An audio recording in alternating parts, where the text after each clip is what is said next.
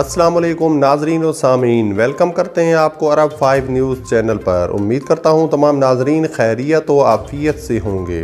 بڑھتے ہیں آج کی سعودی عربیہ کی تازہ ترین خبروں کی جانب، لیکن اس سے پہلے سعودی عربیہ کی تمام ویزا بیٹس اور تازہ ترین خبروں کے لیے نیچے موجود سبسکرائب بٹن پر کلک کریں اور ساتھ ہی بیل آئیکن پر کلک کر کے آل کے اوپر کلک کر دیں۔ آج 12 مئی 2021 ہے اور سعودی عرب میں کورونا کے نئے مریضوں کی تعداد 999 ہے۔ صحتیاب ہونے والے 1286 اور اموات 13 ہیں۔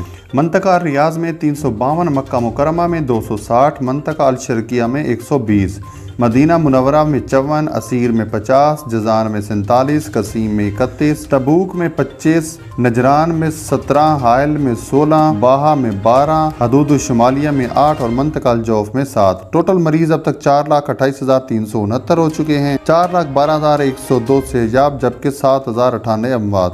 اب بڑھتے ہیں آج کی پہلی خبر کی جانب۔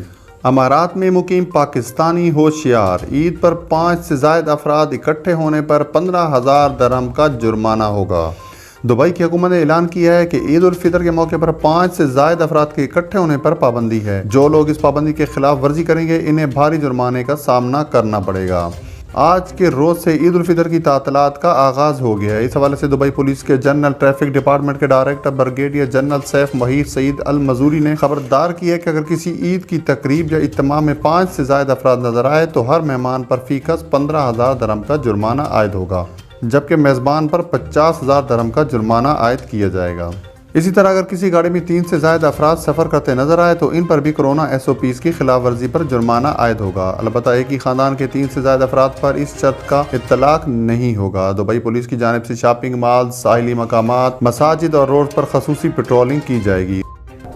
UAE نے سفری پابندیاں مزید سخت کر دیں۔ PSL کا انعقاد مشکل نظر آنے لگا۔ PSL فرنچائزر سے پہلے ہی کہہ چکا ہوں کہ جون میں ایونٹ نہیں ہوا تو رواں ایڈیشن منسوخ کرنا پڑے گا۔ فرنچائزر کو بڑا مالی نقصان ہوگا۔ تفصیلات کے مطابق پاکستانی اگلے چند روز میں امارات جانے کے لیے تیار بیٹھے ہیں۔ ان کے لیے انتہائی مایوس کن خبر آ گئی ہے۔ خلیج ٹائم کے مطابق اماراتی حکومت نے پاکستان سے آنے والی تمام مسافر پروازوں پر پابندی لگا دی ہے۔ یہ پابندی پاکستان کے علاوہ بنگلہ دیش، سری لنکا اور نیپال سے آنے والے مسافر پروازوں پر بھی عائد کی گئی ہے۔ فی الحال اس پابندی کی کوئی وجہ نہیں بتائی۔